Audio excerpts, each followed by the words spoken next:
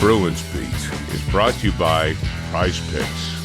And welcome into the Bruins Beat, presented by Prize Picks. Go use that promo code CLNS to get $50 back when you play your first $5 lineup. And Connor, I got to say, I got some picks. I got some picks for the Stanley Cup this coming week.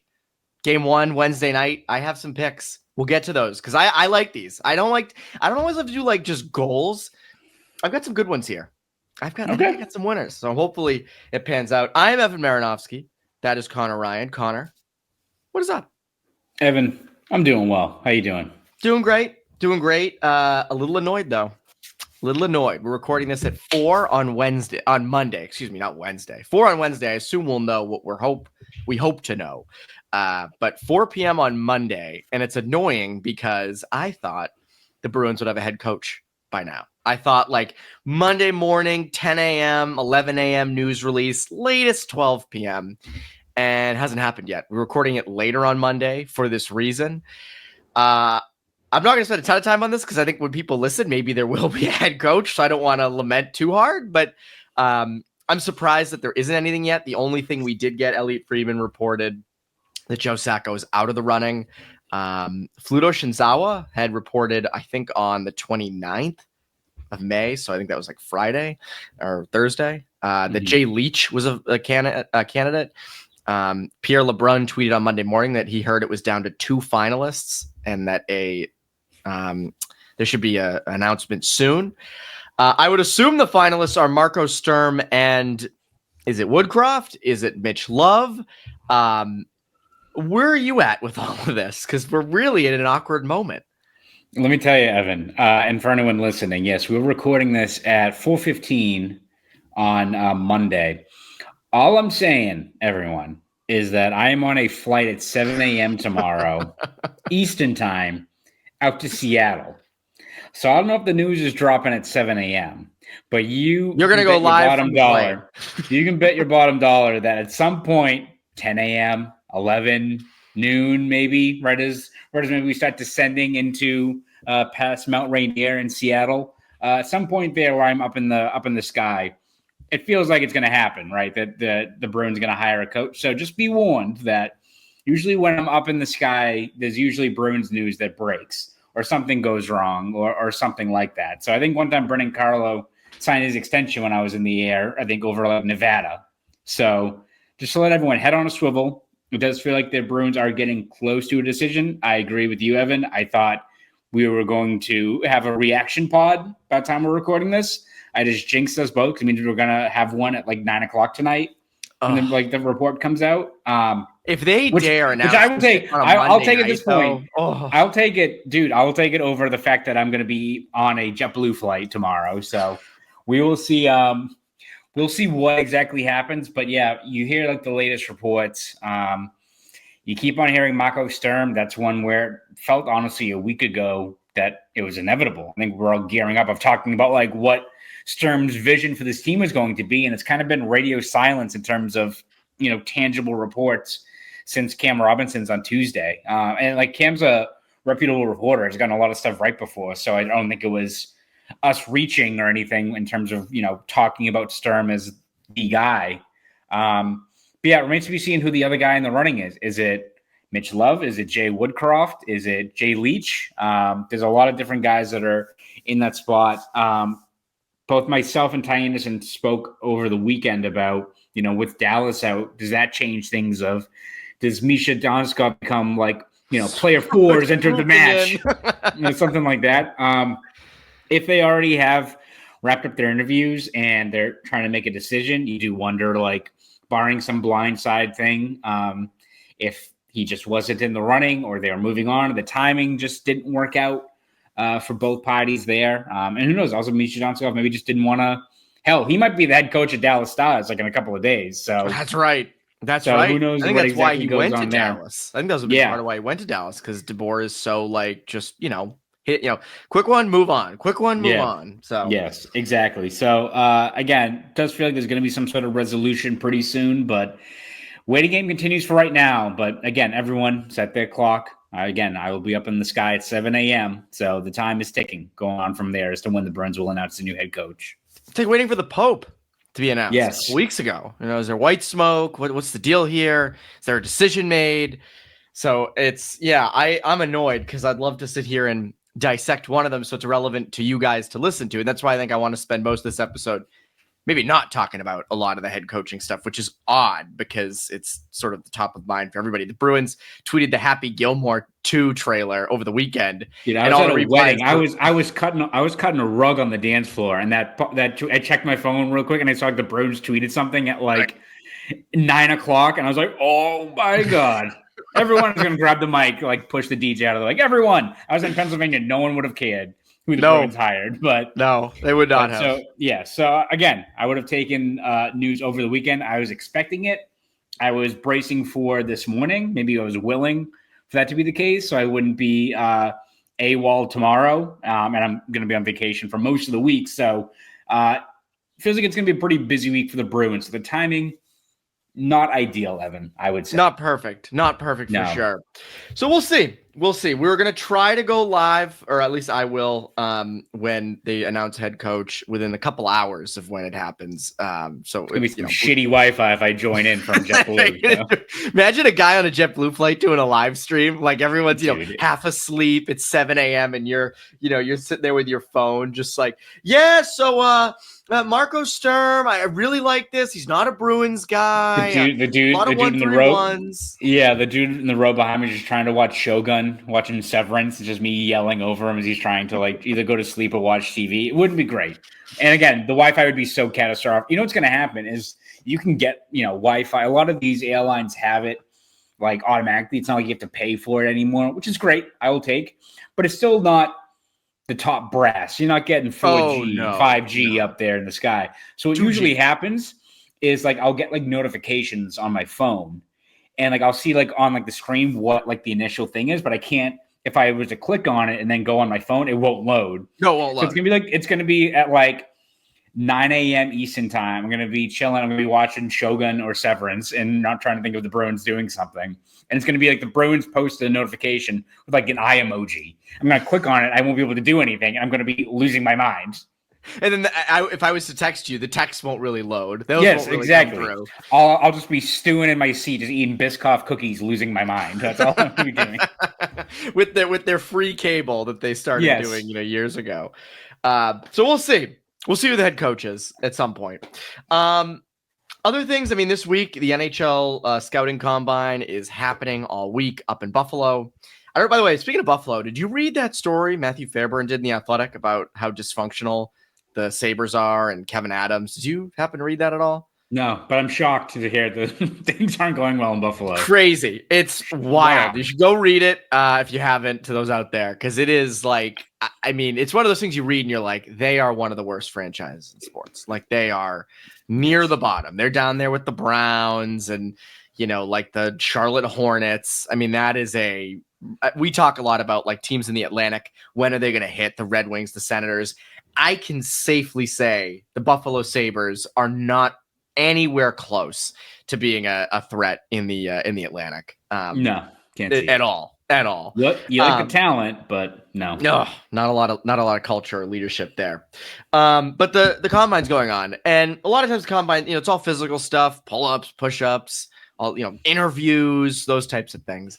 But one thing that I'm really curious about with the combine, and we've talked about this a little bit here, is Roger McQueen, back injury this past season. And a lot of people say, oh my God, a 6'5", 18-year-old with back issues. I want nothing to do with that. And I still feel that way. But I do wonder if new information comes out at the combine. Does he have a really good physical? Do they say, hey, his back looks great, we're confident in it? We've heard the comps with him. Chris Peters came on here and was like, he's the only or one of the only true potential number one center for a team, guys. And not only do the Bruins maybe look at if he has good physicals and say, hey, we're going to take a chance at this, but does a team above them say, hey, we want Roger McQueen now? Do the Flyers at 6 or the Predators at 5? And suddenly the draft board's moving and a Haggs or Desnoyers available to you. I think, to me, that's the thing at the combine that I care the most about.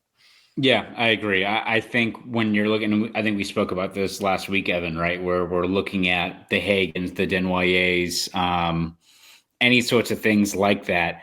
I think for any of those scenarios to play out, it's going to have to be guys like McQueen jumping up quite a bit, Brady Martin, who, again, everyone raves about, even if maybe the ceiling isn't there.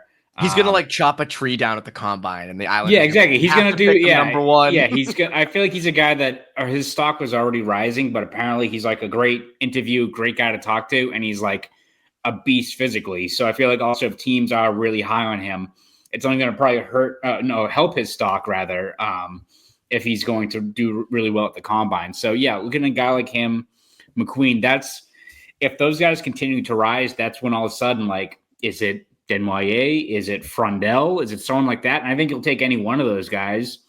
And again, to your point with McQueen, I think the concerns with him are legitimate, right? Like, you don't want a lingering back injury for a guy that young. And his competition, like this past year, where he was with the Wheat Kings, right? I think is where he was. I believe so. Yeah. He had like a bunch of points in like a 3 or 4 game stretch against, I think, the worst team in the juniors as well. So you can kind of pick and choose and maybe find some flaws in what his overall game is. But to your point, there's also, even before you figure out what his back injury is or what maybe the long-term outlook of that is, there's still many scouts who are like, yeah, this guy, maybe Desnoyers, Frundell is a safer second-line center that's going to give you 60 points. And the Bruins could certainly use that. But there's also people who are like, yeah, Roger McQueen, if he's healthy, yeah, you got Ryan Getzlaf for the next 15 years. That's the thing. Tage Thompson's always brought up too, with a bigger right shot center. the Bruins already rolled the dice with the one guy they thought was Tage Thompson. Again, we're not burying Dean Letourneau yet, but also you do wonder, unless like the Bruins get really good clarity on McQueen's back and what that's going to be and the hurdles moving forward, you do wonder if they are a team that's not very willing to roll the dice there. So if all of a sudden the back is cleared up and he seems like he's going to be an impact player and he tests well, interviews well, maybe then he's back in the running, and all of a sudden, whereas we looked at it before where the Bruins are sitting at number 7 and you pick McQueen, you're like, all right, that's risky, to all of a sudden, like, he's a guy that if he falls to you, you're like, I'll take him. If that back is good, this is a guy that can be an 80-point physical force, the top of your lineup. So, yeah, I do think you look at, it's almost those guys that either have the injury concerns or maybe the guys that are rising up the charts, right? The Brady Martin, Eklund, I think, is a guy that's rising up, even though he's not really a top need for the Bruins. If he's what they think he is, like a 30-goal, filthy top 6 winger, maybe he's the best player available by the time the Bruins pick as well, if there's like a run on centerman. So a lot can change, but it does feel like for the Bruins, you're keeping tabs on those guys who maybe are below where you are in the draft order, and see if they can kind of raise their stock. And that gives you at least more options once you finally do land on the clock. Yeah, I think that's the tough part with McQueen is, like, even if it comes out that his physicals look great, the back looks good, like he's in the clear, or it looks like, projecting wise he's in the clear. After taking Letourneau last year, can you really afford to take another guy that is a sort of a toss-up? And McQueen's more of a sure bet. I mean, McQueen was doing this in Canadian junior, not, regular prep school. And McQueen is 6'5", and Letourneau 6'7". There's obviously differences, but you did take a big swing last year. And can you afford to do that 2 years in a row? Now, the Bruins could make the case and say, no, we're going to take another big swing because we have more first-round picks coming. We have 5 first-round picks over the next 3 years. Like, we're going to have more kicks at the can on this. I just think at number 7, you got to hit it. You can't miss at number 7. You sucked for most of this past season, if not all of it. Half of it was intentional after the deadline. You traded your captain. You traded core pieces. You cannot come away with this. We cannot look back like we look at the 2015 draft, where 10 years later in 2035, Connor, we're sitting here, gray hair. Maybe finally I grow facial hair, and I'm sitting here like, man, Roger McQueen, why'd they draft Roger McQueen? He didn't pan out. But there's also the other end of it where you're right. Like, is he Ryan Getzlaf? Is he your franchise cornerstone? It's a valid question. But to me, like, coming out of the combine, that's the number one thing I care about. And I also wonder, we talked about Haggs last week. Haggs is a little bit smaller. If a guy like Brady Martin is, crushing the pull-up bar, like, remember what Chara used to do with the pull-up bar every year, he won it like every single season.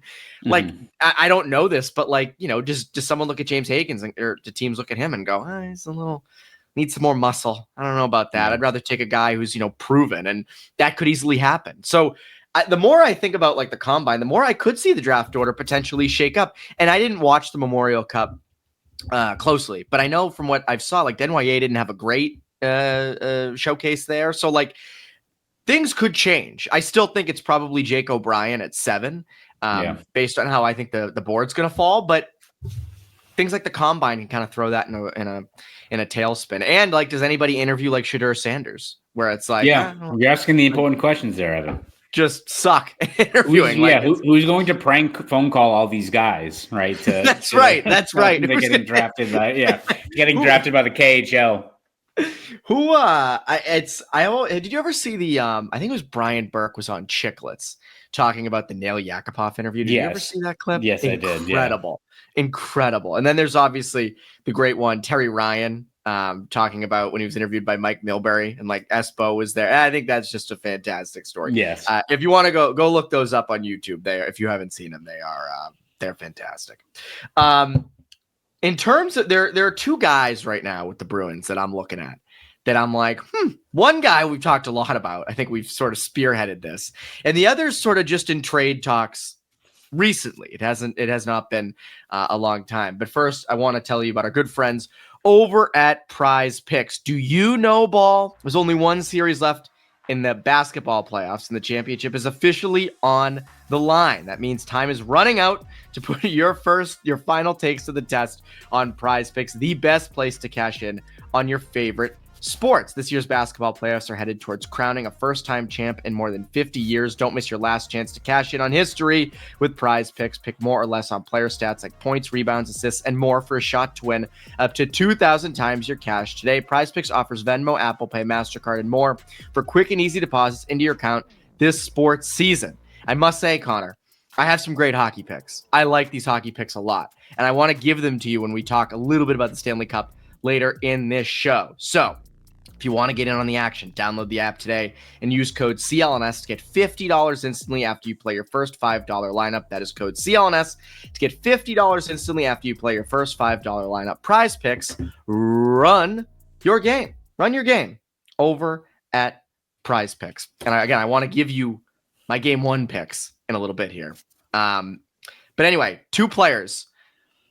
First one is Mitch Marner, because we've talked a lot about Mitch Marner on this show. But James Myrtle, who covers... Really? Can you believe it? It's been the number one topic. James Myrtle, who covers the Leafs for The Athletic, wrote a story ranking all 32 potential landing spots for Mitch Marner. And before we dive into some of the teams, he has the Maple Leafs. He said, if you pressed me, I'd put this at a 2% chance of him coming back to the Leafs. So... Yikes. Marner's likely not going back to the Maple Leafs, and that's coming from Myrtle, who again covers them and has covered them for a long time. He has the most likely fits as Carolina, the Kings, Utah, and Vegas. No real surprises there. But in terms of the maybes and long shots, which again sounds insane, but Bruins are in that list. Bruins are in this camp. There's a lot of teams that he has like completely out of it. And with the Bruins, it was certainly a lost season in Boston this year, Myrtle writes, but do they try and pull a Capitals and retool quickly? Between Pasternak, McAvoy, and Swayman, they have a lot of strong pieces in place, so scorched earth doesn't seem like the way to go. It would be a bit of a heel turn for Marner, given that they're such a big rival in the division, but I don't think we can rule it out entirely just on that basis. They certainly have the cap room after their big sell-off before the deadline. And we've talked about this before, obviously. I don't think they get Marner. I don't think they are the ones that end up with him. But shame on the Bruins if they're not putting their best foot forward, if they're not pitching him as hard as they can, if they're not willing to go to 13.5, 14 million for him. Because to me, he makes sense. We talked about this last week. I don't see a real clear path for them to be in the playoff, like firmly in the playoff picture, if they don't add another high-end talent. And with Marner adding a high-end talent, yeah, you're paying a lot for him, but you're not giving up draft picks. You're not giving up players.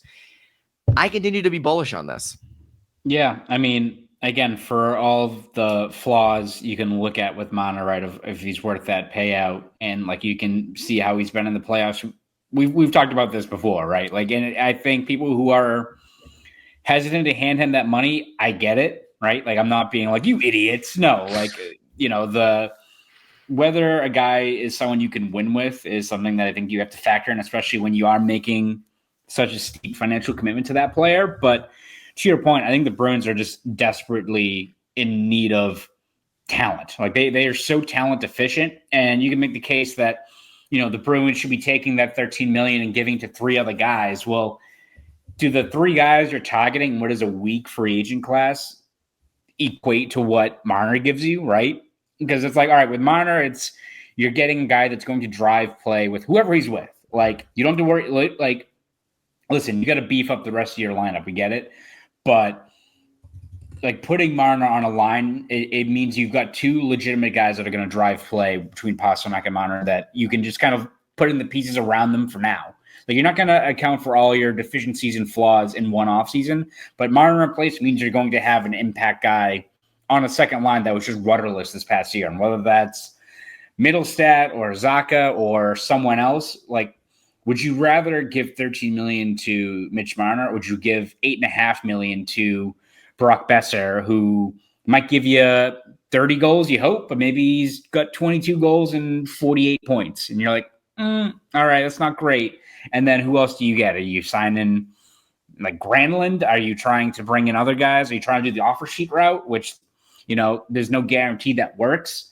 So it's almost like if you have a guy like Marner, you don't have to account for 3-4 guys in one offseason, because he's gonna produce wherever he's in the lineup with. I'm not saying all of a sudden it's gonna be Murat Husnudinov and Mitch Marner and Fraserman. I feel like Mitch Marner will be like, what the hell? Like, I don't know if that's gonna happen. Oh, can you imagine? That would be incredible. But hey, maybe Murat Husnudinov has a 40-point season because he's got Mitch Marner feeding him the puck, right? That's right. And so it helps your depth. So it's almost like, would you? I'm excited for people to be like, yeah, Evan and Connor want Mitch Marner to play with Murat Husnudinov. Like, you that's all what laugh. they want. You all laugh, and then wait till you see what happens when Murat Husnudinov has a 25-goal season. I'm excited. But yeah, but I don't know. If you have, let's say, like 15, 16, 17 million, once we count for like the geeky contract, would you rather give like 13 million to Marner and then like try to get Luca Evangelista, like an RFA who has more to give and could be a 20-goal guy without giving like the money that you would give that to Brock Besser, or try to get Will Cooley or someone else like that and get like one proven impact guy in Marner and one guy who should have more to give? Or would you rather spread that money out to get Besser and then like 2 guys in the free agent class who don't move the needle? Would you rather give that money to Sam Bennett and Brock Besser? I don't know, man. Like, I feel like both of those guys are players that I'm going with Marner.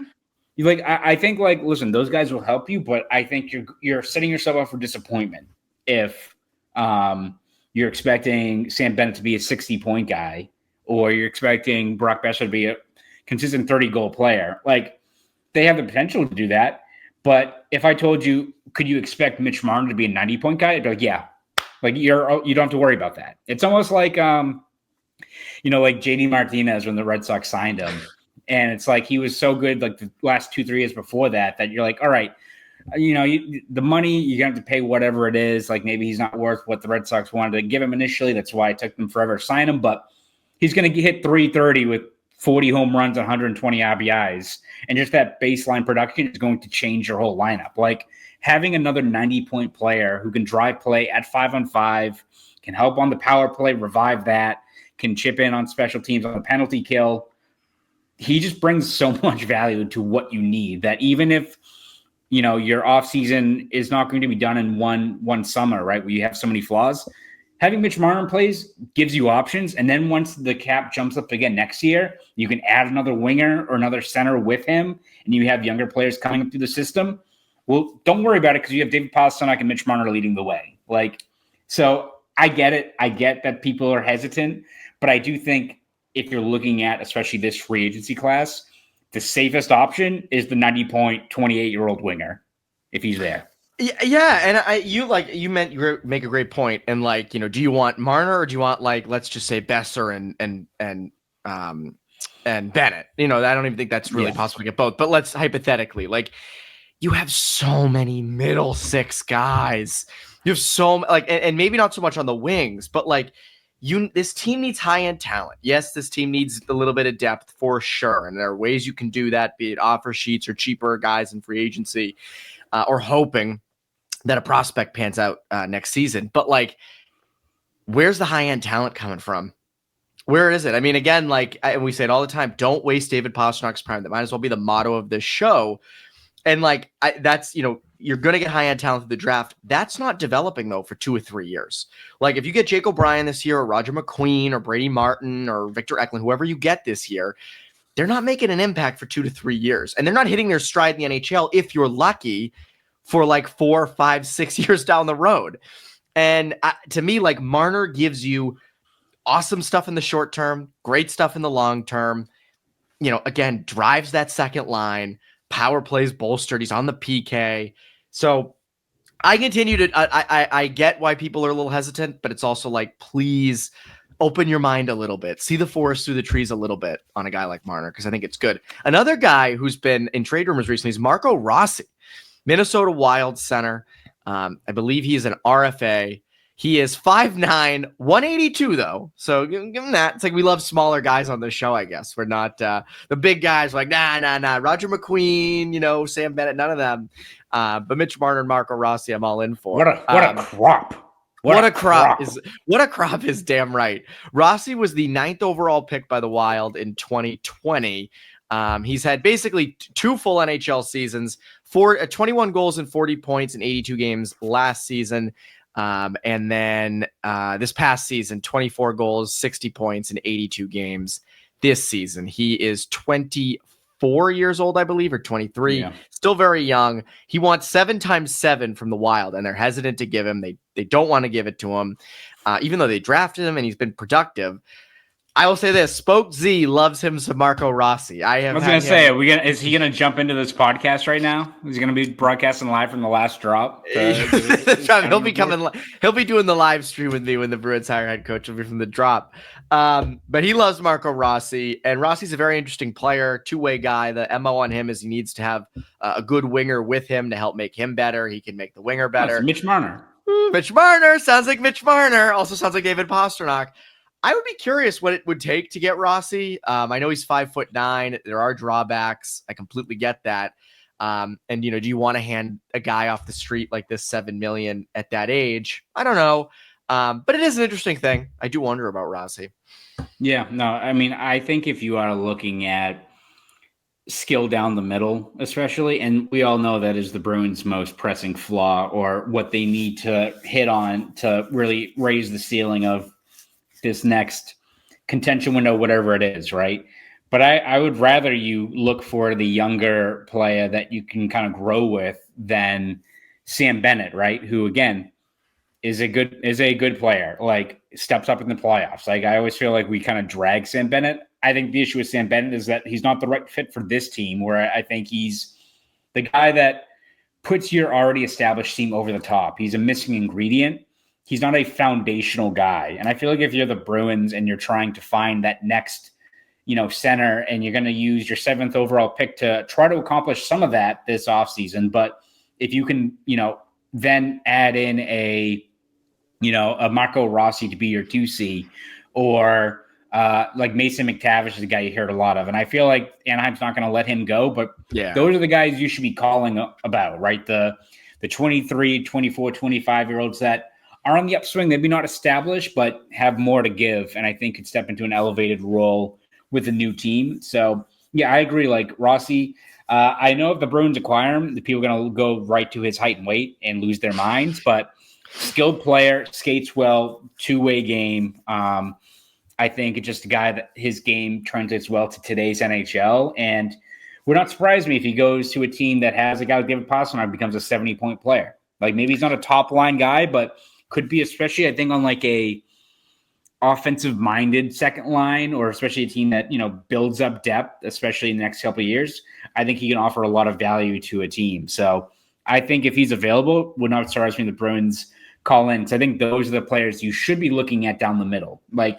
You're trying to find the players that are either superstar talents already established, which I don't think Sam Bennett is. Like, if we want to talk about Jack Eichel, Man, we really do drag Sam Bennett a lot on this show. That piece of shit, Sam Bennett. No, again, I think like he gets linked to Toronto a bunch now. Makes a lot more sense that like they can't get over the hump. They're already pretty established.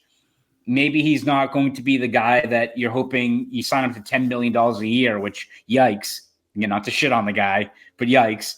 But on a team like Toronto, where he doesn't have to be the guy, he can have a 54-point season and be a pain in the ass in the playoffs and brings value to what that team is. Yep. You're signing him for the Bruins. You're like, all right, this guy's going to be our second line center. He's going to be part of the solution here. And it's like, all right, we're paying him 8.5, 9.5 to be a 50 point. Like, oh, so he's Pavel Zacha just with a good rabbit punch. Like that's right. Yeah, he gets these little subtle dirtiness. So but yeah, I think he offers a lot of value, but not to a team like the Bruins, where they should be either looking at legit superstar talent if they're available, like Eichel next year, right? Which we'll see if that happens. That's when you make an exception. But more realistically, it's finding those younger centermen that, maybe go through some growing pains. Maybe they're a 50-point guy this year, but feels like they're on the upswing and they can kind of grow with what is going to be a really young team. Yeah, I would say Marco Rossi at 23 years old would grow with the team. It just comes down to, like, again, he's the hot name on the trade market. How many teams are in on him? What's the price? All those things. But it's intriguing. Also, Sweeney loves himself some former first-round picks. And sure Rossi was a top 10 pick in 2020. So wouldn't shock me.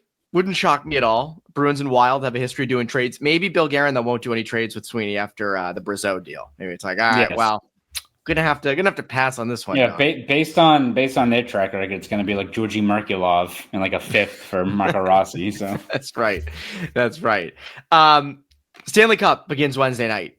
Game 1, rematch of last year. I'm excited for this. I know that they're not two big markets. We've harped on this before. NHL clearly needs bigger markets in the playoffs and driving TV ratings. And I think it's a little more interesting. And obviously it helps us here in Boston. But seeing these two teams back at it again, I think they're the deserving teams. I know Edmonton's sort of a cheat code with McDavid and Draisaitl. Florida is, they're just dominating right now. I mean, that team is so well built. What's your prediction for this series? I have one, but I'm curious if you have one. I'm still going to go Panthers in 6. I think it's going to be a competitive series, and I know I like to crap on the Oilers because I do think they're kind of a cheat code, but they've got good depth. They've got guys that I think can switch a gear in the playoffs and just become like wrecking balls. Like it sucks that Hyman's out because he's kind of known as just the net front guy that plays well with McDavid and cashes in, but he was just imagine if he didn't grow up rich. Oh my God. I know exactly how much everything would change. But no, I saw some crazy stat that he almost matches season total in hits through 18 games of the playoffs, something like that. He's just been a monster. And so you got guys like that. Kane can kind of play that physical kind of game. They got so many guys that skate well in their bottom 6 that can muck things up. So they have depth, but I just think you look at the Panthers and how opportunistic they are and just also how damn good they are of just pouncing on mistakes. And when McDavid and or Draisaitl aren't out there and you're trying to kind of stay afloat, one mistake that, lines 1 through 4, a defenseman, if Nico Mikkola is all of a sudden scoring 4 goals in the playoffs and it's looking like a dynamic guy, when 2 years ago, I'm like, who's this guy that's just cheap shotting everyone? They just have so many guys that can step up, play their game, and capitalize that I just think Florida's a better team than they were last year.